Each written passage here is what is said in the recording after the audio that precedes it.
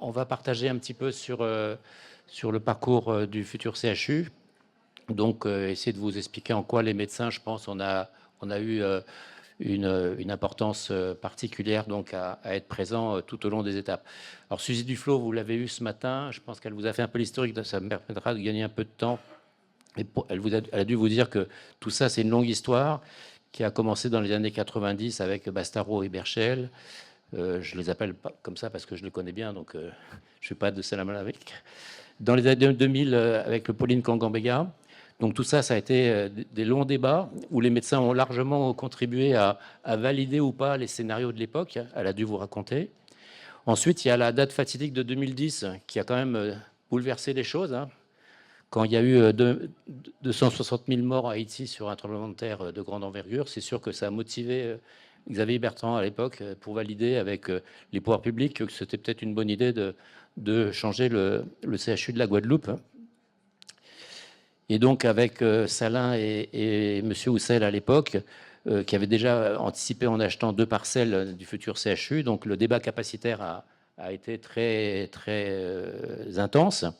Donc, avec des personnes que j'ai vues tout à l'heure, je ne sais pas s'il est dans la salle, avec M. Loustalot, entre autres, où les médecins, on a beaucoup travaillé. À l'époque, c'était la chaos, la main, dans la définition du capacitaire et du PTD. Donc, puis après, arrivé la période, quand même, Duflot a dû vous raconter, 2012-2020, où avec les DG successifs, ben, on a avancé donc avec le Architecture Studio, Nicolas et Babel, qui donc ont gagné le concours de la maîtrise d'œuvre. Et donc, on a travaillé avec eux sur les nouveaux équilibres qui étaient générés, entre autres par la nappe, où on a découvert un monde qui se voulait et qu'on n'a pas accepté au début, mais qu'on a fini par accepter parce que ça a quand même une certaine logique, c'est l'efficience. Donc un projet architectural, il faut qu'il aille vers l'efficience parce que sinon, on ne va pas arriver à équilibrer nos budgets et à avancer et à développer les projets. Donc c'est à cette époque-là qu'on a découvert la notion d'unité de 30 lits, de 28 lits plus de lits accompagnants, qui était couvert par une équipe paramédicale. Mais en face de cette équipe paramédicale, il y avait potentiellement 1, 2, 3, il y a des endroits où il y a 4, 5 équipes médicales différentes face à la même équipe paramédicale. Donc vous voyez que la mutation, elle est importante. Et ces 28 lits sont sur un étage 2 fois 28, donc 60. Et il faut savoir que c'est 60 lits où donc il y a potentiellement 5, 6, 7 équipes médicales différentes. Il y a un pool de secrétaires commun à cet ensemble. Et puis, on a bien compris qu'il fallait dissocier l'hospitalisation conventionnelle, l'hospitalisation de jour et les plateaux de consultation. Aujourd'hui, au CHU, c'est un peu tout mélangé, avec des avantages et des inconvénients, et là aussi avec des pertes d'efficience. Donc, le débat a été rude, avec donc un investissement de la CME et des chefs de pôle de l'époque, avec des débats capacitaires importants, où les logiques métropolitaines voulaient s'imposer aux Outre-mer. Et donc, il a fallu batailler pour leur expliquer que c'était un peu différent, qu'on avait des pics d'activité et que quand on avait un pic d'activité en Guadeloupe, il n'y avait pas de voisins. On ne pouvait pas envoyer les enfants à Rouen parce que c'était à côté. Quand il n'y a plus de place, il n'y a pas Rouen à portée de la main pour faire notre travail. Donc, des débats importants sur le capacitaire, sur le nombre de salles, le nombre de bureaux de consultation. Donc avec tout le schéma des permis de construire, de l'APD, du permis de construire signé, mais tout ça avec des groupes, à l'époque on appelait ça les groupes de travail utilisateurs, donc toutes les équipes soignantes ont été impliquées et ont travaillé sur tous les plans. Donc avec le phénomène du temps qui passe et qui fait que certaines équipes aujourd'hui ne sont pas les mêmes que celles qui étaient à l'époque dans les groupes techniques utilisateurs et qui du coup ne sont pas forcément d'accord avec ce qui avait été décidé par les équipes de l'époque. Mais bon, ça c'est la vie d'un projet architectural. Forcément, les gens changent et une fois que le béton a coulé, c'est difficile de revenir en arrière parce que quelqu'un n'est pas d'accord avec ce qui avait été décidé à l'époque. Et donc cette bataille capacitaire, largement menée par les médecins, a abouti à la notion de lit gelé, c'est-à-dire qu'on a construit des lits qui seront présents en cas de crise, mais qui sont construits mais pas ouverts et pas couverts en ressources RH. Donc le Copermo de 2015 avait finalisé sur ce capacitaire, donc de 536 lits, auquel il ne faut pas oublier de rajouter les 40 lits de Palais Royal. Et donc à l'époque, le projet architectural a alimenté le projet médical et le projet médical a alimenté le projet architectural. Donc les débats se sont entrecroisés de manière très très importante. Donc la logique des pôles est en lien très étroit avec la logique architecturale et inversement. Et donc entre autres, il y a eu la bagarre des 3 bâtiments adultes qui sont là, avec la répartition et l'étage qui aurait dû disparaître. Là, le bâtiment du milieu, le 3e étage, n'aurait pas dû exister. Puis avec Suzy Dufaux, ben, on a argumenté et obtenu le maintien de cet étage qui est devenu l'étage des bureaux médicaux en open space. C'est aussi une grosse modification, mais encore une fois, en termes d'efficience, ben, ça fait gagner beaucoup de surface et surtout d'argent. Et ça nous a permis de libérer les rez-de-chaussée, parce que dans les rez-de-chaussée que vous allez apprendre à connaître dans les années qui viennent, il y avait consultation, exploration et bureaux médicaux. Donc ça nous paraissait impossible. Et donc ils ont accepté donc de nous laisser cet étage pour faire les bureaux médicaux. Et puis après, on a réparti les différentes spécialités avec des logiques verticales et horizontales. Donc les logiques horizontales, c'est la chirurgie qui est au même niveau que le bloc opératoire qui est de l'autre côté dans le bâtiment médico-technique. Et donc des logiques médicales au 2e étage et une logique ortho-gériatrique. Il y a l'orthopédique à côté de la gériatrie, puisque par définition, notre population va vieillir et les relations entre les gériatres et les orthopédistes seront très fréquentes. Il y a aussi des logiques verticales, comme par exemple la néphro. Elle est au-dessus de l'uro et de la greffe, qui est elle-même au-dessus, en dessous de la dialyse. Donc il a fallu donc construire, et là les médecins et les paramédicaux ont eu un rôle très important donc pour travailler ces parcours. Et donc le but du jeu étant bien sûr que le patient soit au bon endroit, au bon moment et sur le bon parcours. Donc la logique, c'est qu'on fait plus d'ambulatoires, moins de conventionnels et plus de lits critiques. Aujourd'hui, au CHU, tout le monde le sait, il y a certains patients qui, faute de place, ne vont pas en réanimation, alors qu'ils devraient y être, ou qui en sortent trop tôt parce qu'il faut faire de la place pour celui qui attend depuis 3 jours aux urgences. Donc tout ça va disparaître. Et donc on est arrivé aux années 2018 où le président Macron est venu poser la première pierre avec les fameux isolateurs sismiques qui permettent donc aux bâtiments médico-techniques d'être non seulement aux normes antisismiques comme tous les autres bâtiments, mais en plus de maintenir l'activité, puisque ce bâtiment, on ne ressentira même pas les secousses grâce à ces 200 et quelques isolateurs sismiques. Donc, une petite visite donc vue du ciel. Si on suit le patient, il y a au niveau du bâtiment qu'on appelle 11, il y a les admissions, puis à main droite, quand on rentre dans la rue Caraïbe, c'est tout ce qui est adulte. À gauche, le 34, c'est les enfants. Et puis le gros, le 50, c'est le médico-technique, où il y a tous les plateaux. Donc avec d'en bas les urgences, jusqu'en haut les lits stations. Et puis par exemple, la base vie, on s'est battu pour la garder, parce que la base vie aurait dû être détruite. On la garde pour y mettre l'HAD et le lieu de vie des internes et des externes. Parce que dans l'intervalle, en 10-15 ans, notre faculté est devenue de plein exercice. Et on découvre qu'aux 250 internes, on va rajouter 300 externes. Donc forcément, on n'a pas beaucoup d'endroits où les poser. Si, quand ils seront avec les malades, il n'y aura pas de problème. Dans les couloirs, il n'y aura pas de problème. Mais quand ils veulent faire autre chose, à la base vie, il a fallu batailler pour la garder et pouvoir proposer des espaces aux internes et aux externes. Donc vous voyez ce bâtiment, là c'est une vraie photo, donc avec le bâtiment 11 et puis les bâtiments adultes à droite, avec les couleurs créoles. Et à gauche, le bâtiment 34 pour les enfants et les mamans. Et puis le gros bâtiment 50 avec les lits stations. La tour rouge, c'est les lits stations. Voilà, donc des logiques. Donc quand on rentre dans cette rue Caraïbe, on peut ouvrir le futur CHU comme un livre et on voit, donc je ne vais pas rentrer dans les détails, ce serait trop long, donc il y a des logiques verticales. Donc les médecins consultent dans le même bâtiment au rez-de-chaussée pour les consultations et les explorations. Et puis il y a plein de logiques horizontales, puisque les 3 bâtiments adultes sont reliés par des rues médicales qui, via des passerelles, sont reliés au plateau médico-technique. Et même chose entre le bâtiment parents-enfants et le plateau technique. Et comme ça, on peut donc dissocier complètement un circuit couché de la rue Caraïbe où il n'y aura que des piétons. Donc avec des circuits plus ou moins complexes qui passent par ces rues médicales. Donc les rues médicales, vous les voyez là, on va mettre derrière ces logiques-là. Monsieur Sévère, ça ne marche pas votre truc? Donc c'est les balcons, là, vous voyez, qui sont là, qui relient tous les bâtiments entre eux, et via les passerelles, on passe vers le bâtiment médico-technique. Et même chose, 3 passerelles qui font communiquer le bâtiment par enfant avec le plateau médico-technique. Donc avec des logiques, une passerelle pour les enfants, une passerelle pour les mamans. Et donc tout ça permet des logiques pour les circuits urgences radio, que ce soit les adultes ou les enfants, les urgences entre les services et les soins critiques, les urgences, la logique au niveau de la chirurgie et des blocs opératoires dont j'ai parlé tout à l'heure, et pour les enfants, pareil, la gynéco-obstétrique, pareil, et puis l'anesthésie, où eux, ils travaillent toujours sur le même niveau grâce aux rues médicales et aux passerelles. Les bureaux médicaux sont au milieu, donc les médecins ont juste à aller à droite, à gauche, ou descendre ou monter.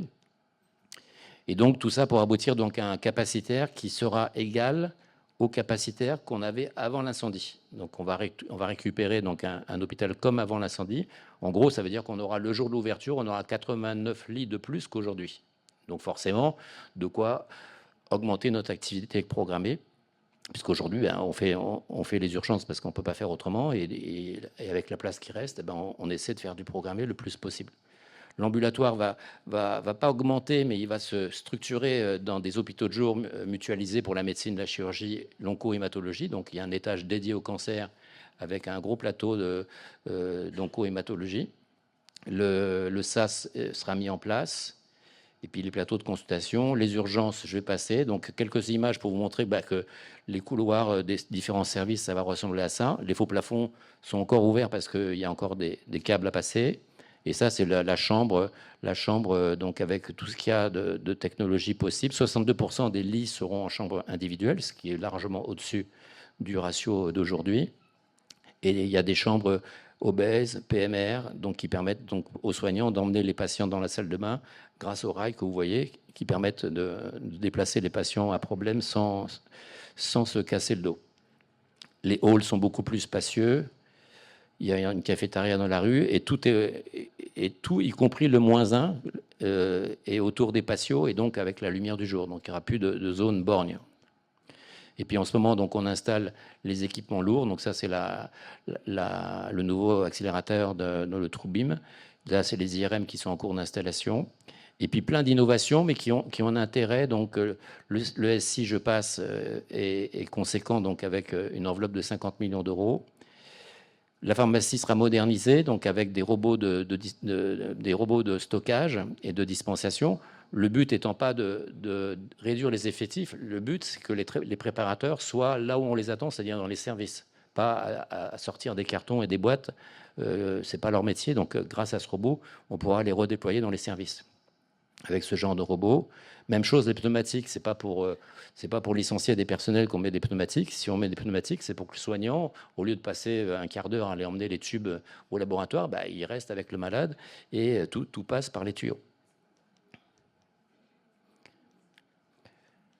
Je passe un peu. Donc ça, je vous en ai un peu parlé. Donc on a obtenu un petit peu ce qu'on voulait en capacitaire, mais en échange, les règles anapiennes font qu'il y a de grosses mutations à organiser, puisque, encore une fois, 50 lits égale un secrétariat, égale 2 équipes paramédicales, égale 2 à 5 équipes médicales. Donc forcément, c'est un gros changement pour les secrétaires et pour les médecins. Donc avec ces plans types, je ne vais pas détailler parce que ce serait trop long. Et ça, c'est les fameuses open space.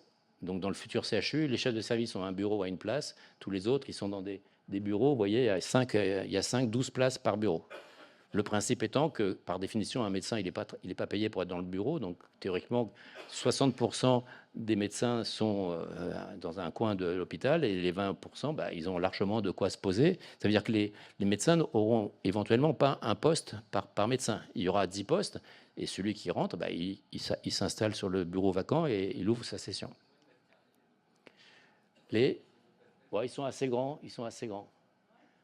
Ça dépend des open space, mais ils sont assez spacieux. Et puis plus ils sont équipés, maintenant ils sont peints et tout ça. Donc ce qui faisait un petit peu peur au début, et là, certains me disent oh, c'est grand finalement. Et il y a une prestation spéciale pour avoir des open space entre guillemets sympathiques, pour éviter d'avoir des open space à la soviète. Alors un petit focus sur la psychiatrie, parce que n'oubliez pas que la santé mentale est présente dans le futur CHU. Donc là, c'est la zone qui est jaune ici. L'entrée des urgences, elle est là-bas. Donc les entrées d'urgence, c'est en haut, là. Et donc, il y a les urgences adultes pédiatriques et il y a une urgence donc dédiée à la psychiatrie, donc avec les 3 box que vous voyez là-haut. Ah si, ça marche. Là, les 3 box, ils sont là. Et les 4 chambres. Il y a 4 chambres qui sont là. Donc avec quelques ratés qu'on a découverts avec les équipes de la santé mentale, mais qui sont des écarts à ce qui était prévu. Donc la maîtrise d'œuvre et les entreprises vont corriger ce qu'ils auraient dû faire du premier coup. Voilà, un petit focus. On voit bien donc les 3 box là-haut et les 4 chambres en bas. Donc on va utiliser tous les transports internes, le bio-nettoyage. Vous imaginez que pour les amas, il y a une grosse révolution, et avec une nouvelle notion qui est les call centers. Vous savez que le CHU, on a une réputation, c'est qu'on répond très bien au téléphone. Donc on va faire ce qui se fait dans beaucoup d'établissements, c'est-à-dire qu'on va mettre des call centers, c'est-à-dire que la secrétaire qui est présente, elle s'occupe des patients présents, et les call centers répondent au téléphone pour planifier au minimum les consultations, et peut-être assez rapidement les hôpitaux de jour. Donc théoriquement, on aura un CHU qui répond au téléphone. Et puis il y a des logiques aussi logistiques qui vont se modifier avec des référents logistiques de bâtiments et des agents hôteliers d'étage. Toujours la même logique. Le soignant, il s'occupe des patients. Il ne s'occupe pas d'aller chercher le linge, d'aller chercher la bouffe, etc. etc. Il se recentre sur le patient. Alors tout ça c'est bien, mais et un autre point positif, c'est que vous savez que quand on a eu la Covid tous ensemble, on avait, à défaut d'avoir un CHU agile, on a été agile humainement parlant, et on a fait des réanimations dans des selfs, dans des plateaux de consultation. On a fait 20 lits de réa en courant au CHBT, on a inventé 10 lits de réanimation à la polyclinique. Donc ça c'était sympathique, mais enfin un peu compliqué et douloureux. Et donc dans le futur CHU, ce sera un CHU structurellement agile, puisqu'on a, pour les crises de moyenne envergure, on a au niveau des urgences une salle pour les situations sanitaires exceptionnelles, et on a les fameux 31 lits gelés. Donc on peut ouvrir 31 lits de plus de réanimation, comme ça, en claquant dans les doigts, à condition que les RH viennent suivre. Mais bon, les murs, ils sont là, et on a même toutes les chambres qui sont équipées d'air médical. Donc on pourrait, quand j'espère que ça n'arrivera jamais, on pourra avoir 593 lits de réanimation, puisqu'il y a de l'air médical dans toutes les chambres. Alors par contre, attention, les médecins, c'est bien, on pousse, on demande des lits, on demande des blocs, on demande des bureaux de consultation. Il faut faire attention de ne pas être obnubilé par ces problèmes de capacitaire et de quantité. Il ne faut pas oublier qu'il faut préserver des équilibres de surface. Parce que dans certaines zones, il s'avère qu'on a mal réfléchi et il n'y a pas assez de surface de stockage. Sauf si on arrive à mettre en place les flux tendus. Mais les flux tendus, ça sous-entend un système informatique très très poussé, donc avec les WMS et tous les logiciels, parce que le flux tendu permet d'avoir moins de surface de stockage, mais à condition que le flux tendu soit vraiment en place. Donc attention, quand vous avez des projets, de ne pas mettre tout sur le capacitaire et d'oublier les surfaces, même si on a une gestion des flux tendus opérationnelle. Après, malheureusement, on n'est pas tout seul sur le territoire. Il y a des partenaires qui sont ce qu'ils sont. Donc, vous voyez, le projet qui était prévu, on aurait dû avoir ce qu'on appelle la voie de délestage, qui aurait dû court-circuiter. Là, vous voyez, le segment 4 et le segment 6. Là, les gens qui arrivent du nord, là, de Mandalo, ils vont directement à l'aéroport et à Jarry sans passer par les futurs gériatoires du CHU. Ils ne sont pas en rendez-vous, donc il va falloir gérer un potentiel CHU encombré. Mais ça, c'est la vie, et on subit. Donc, théoriquement, on aurait dû avoir ça. Ils ont bien sûr rénové la nationale, ils ont bien sûr mis aux normes la départementale, mais il nous manque le délestage, qui, comme son nom l'indique, a peut-être un intérêt pour délester la zone. Et puis un autre projet qui n'a pas abouti comme prévu, c'est celui du campus de santé universitaire. Il n'est pas en rendez-vous. Et du coup, là, c'est les différentes cases. Il y avait des places pour la fac, il y avait des places pour la simulation, il y avait de la place pour la recherche, il y avait de la place pour les internes, pour les externes. Tout ça n'est pas au rendez-vous. Donc c'est encore au CHU de se débrouiller pour trouver de la place pour tous ces gens-là. Et donc, avec l'ARS, on est en train de voir comment on peut résoudre toutes ces difficultés avec fleur de coton. Voilà, et tout ça, bien sûr, comme je vous l'ai dit, c'est un gros changement. Donc, il y a un plan de formation qui est en place. L'idée, c'est de dire que si, avec les 90 lits de plus d'aujourd'hui, théoriquement, l'activité doit augmenter de 20 à 30%, ce qui permettrait d'avoir le maintien des effectifs. si on atteint cet objectif, bien sûr. Ça, c'est l'avenir qui nous le dira. Il y a un plan de formation, bien sûr, qui est prévu dans tous les secteurs, parce que beaucoup d'agents vont changer de métier, donc il faut les préparer à ce changement. Et pour finir, donc, on va finir. Donc, théoriquement, les entreprises, après moult négociations, se sont engagées à livrer les derniers bâtiments en janvier 2025.